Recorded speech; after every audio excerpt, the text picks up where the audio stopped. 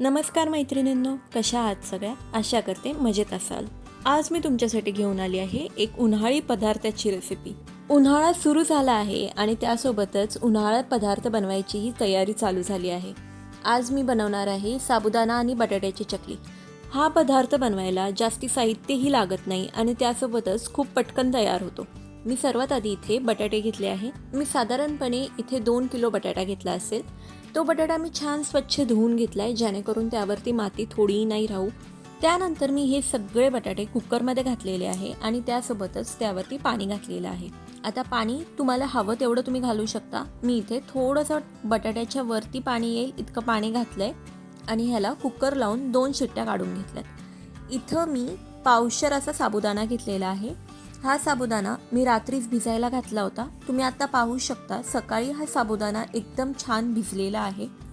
आता इथे बटाटे उकडून झालेले आहेत. आता मी हे सगळे बटाटे नीट सोलून घेतलेले आहेत. आपल्याला बटाटा चांगला उकडून घ्यायचा आहे, म्हणजे चांगला शिजवून घ्यायचा आहे. तो बिलकुल कच्चा नाही ठेवायचा, नाहीतर जर आपला बटाटा कच्चा राहिला तर मग त्याच्या गुठळ्या राहतील आणि आपले जे चकले आहेत ते नीट पडणार नाही.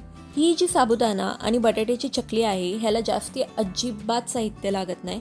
मोजून 4 ते 5 साहित्यांमध्ये ही पूर्ण रेसिपी होती. इतकी खुसखुशीत आणि इतकी छान लागते ही चवीला.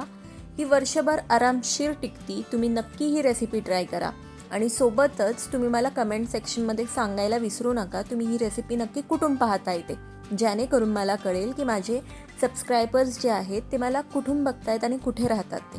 आता मी बटाटे सगळे सोलून घेतल्यानंतर मी इथे किसणी घेतलेली आहे आणि ते सगळे बटाटे छान बारीक किसून घेतलेले आहेत.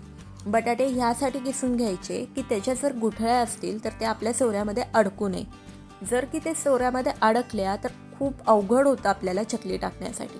असं करून मी सगळे 2 किलो बटाटे चांगले किसून घेतलेले आहेत. आता ह्या किसून घेतलेल्या बटाट्यामध्ये मी साबुदाणा घालत आहे. जर का तुम्ही मला प्रमाण विचाराल तर 2 किलो बटाट्याला मी साधारणपणे पावशेर साबुदाणा घातलेला आहे.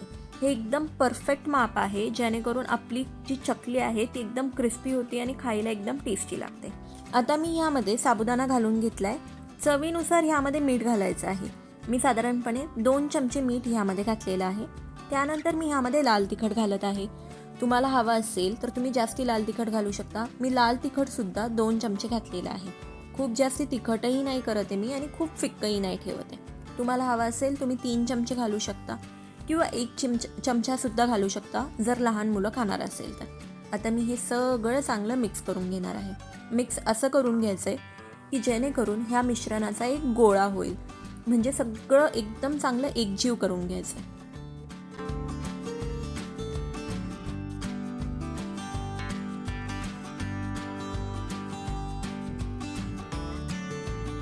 तुम्ही इथे पाहू शकता मी सगळं चांगलं एकदम मस्त मिक्स करून घेतलेलं आहे आणि ह्याचा एक चांगला गोळा तयार झालेला आहे.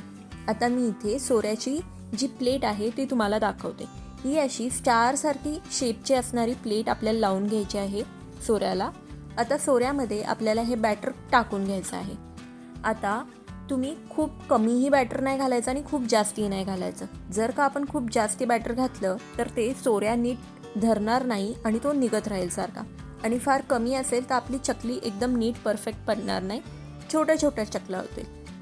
तुम्ही इथे कोणताही सोऱ्या वापरू शकता. मी इथे स्टीलचा सोऱ्या वापरत आहे, जो गोल फिरवून आपण चकल्या बनवतो तो वाला. आता मी हा सोऱ्या एकदम पॅक करून घेत आहे. तुम्ही पाहू शकता मी कितपर्यंत हे बॅटर भरलेलं आहे. इतकं भरायचं की खूप जास्ती अत्तीही भरल्या नाही जाणार आणि खूप जास्ती मोकळेही नाही राहणार. आता मी इथे चकल्या टाकून घेत आहे. मी साधारणपणे मीडियम साईजच्या चकल्या टाकून घेत आहे, म्हणजेच 2 ते 3 पेळे येतील इतक्या साईजच्या चकल्या मी टाकून घेतलेल्या आहेत. खूप जास्ती मोठ्याही नाही आणि खूप जास्ती छोट्याही नाही. अशाच करून मी सगळ्या चकल्या इथे टाकून घेतलेल्या आहेत. तुम्ही पाहू शकता किती सोप्या पद्धतीने आपलं हे बॅटर जे आहे ते चकलीच्या फॉर्ममध्ये पडत आहे. सोऱ्यामध्ये हे बिलकुल अडकत नाही, कारण की आपण बटाटा पण एकदम छान किसून घेतलेला आहे आणि सोबतच आपण साबुदाणाही छान भिजून घेतलेला आहे. 2 ते 3 दिवस छान उन्हामध्ये वाळवल्यानंतर तुम्ही पाहू शकता आपली एकदम चकली चांगली सुकलेली आहे. सुकून ती एकदम छोटी होती, कडक होते आणि सोबतच जर का आपण ह्याला चांगलं ऊन दाखवलं तर वर्षभरी आरामशीर टिकते. आता ही चकली मी तुम्हाला तळूनसुद्धा दाखवत आहे. तुम्ही पाहू शकता जसंच मी हे तेलामध्ये टाकली तर खूप छान फुगलेली आहे ही चकली. एकदम परफेक्ट कलर ह्याला आला आहे आणि एकदम सुंदर अशी झालेली आहे. मी तुम्हाला तोडूनही दाखवणार आहे शेवटी. एकदम छान क्रिस्पी होती. आवाजही इतका छान येतो आणि सोबत खायला इतकी चविष्ट लागते. ही रेसिपी तुम्ही नक्की ट्राय करा. खूप सोपी रेसिपी आहे आणि खूप टेस्टी आहे. जर का तुम्ही ही रेसिपी ट्राय केली तर मला कमेंट सेक्शनमध्ये अजिबात सांगायला विसरू नका ही रेसिपी तुम्हाला कशी वाटली ती. जर का तुम्हाला अजूनच अशा नवनवीन रेसिपी पाहिजे असतील तर चॅनलला नक्की सबस्क्राईब करा. शेवटपर्यंत व्हिडिओ पाहण्यासाठी खूप खूप धन्यवाद.